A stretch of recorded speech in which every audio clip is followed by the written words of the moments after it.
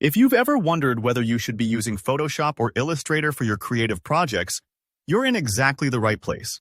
By the end of this video, you'll understand the key differences between these two powerhouse apps and know confidently which one to reach for, whether you're editing photos or designing stunning graphics. Let's jump right in.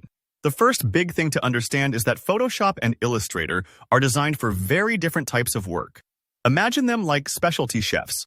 Photoshop is the master of working with pixels, while Illustrator rules the world of vectors. So what does that mean for you? Well, pixels are like tiny colored tiles, each one a building block that makes up a photo. That's Photoshop's domain. If you're editing photos, retouching details, adjusting lighting, or blending layers of images together, Photoshop is absolutely your go-to. This is the software professionals rely on for everything from quick touch-ups to those intricate, mind-bending photo composites you've seen on magazine covers. Raster images, which is what Photoshop creates and edits, are especially great for capturing fine color variations and intricate details. Think of the way light falls across someone's face, or the subtle grain of a photograph. You just can't get that kind of nuanced realism with vector graphics. Now, Illustrator operates differently. It works with vectors, which might sound technical, but picture it like drawing with math. Instead of coloring in lots of little squares, Illustrator uses points, lines, and curves governed by formulas. The amazing part is that vector graphics can scale infinitely. Want to design a business card logo and blow it up for a giant billboard? No problem. Zero loss of quality, and everything stays crisp and clean. Picture a beautiful illustration of three faces.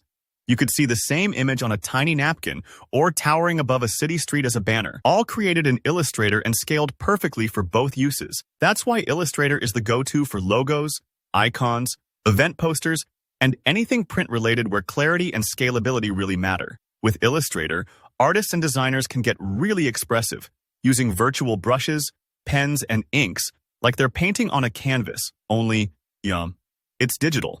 It lets your creativity run wild, whether you're drawing something freehand or crafting precise geometric shapes. If you're ever unsure about which program to use for a drawing or a design, ask yourself, will this need to be resized? If so, Vector and Illustrator is a safe bet. But here's where things get even more powerful.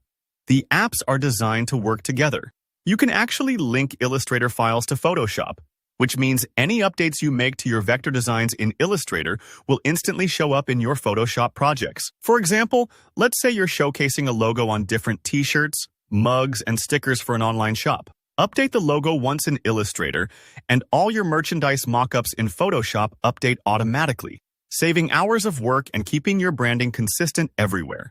This synergy is incredibly useful for multi-page documents or templates as well. It keeps everything linked and flexible, so you don't have to start from scratch each time you need a tweak. If you're thinking about diving deeper, there's a whole world of creative possibilities once you learn how to smoothly move back and forth between Vector and Raster, Illustrator and Photoshop. Whether you want to transform a sketch into polished digital artwork or turn photos into imaginative graphic collages, mixing both opens up the best of both worlds. So next time you start a creative project, remember Photoshop for pixel-packed photo edits and detailed raster art, Illustrator for crisp, scalable vector designs. And don't forget, you can use both together for seamless, professional results. If you found this tutorial helpful, please hit that like button. Leave a comment if you have any questions or want tips on a specific project. And don't forget to subscribe for more tutorials just like this. Thanks for watching, and happy creating!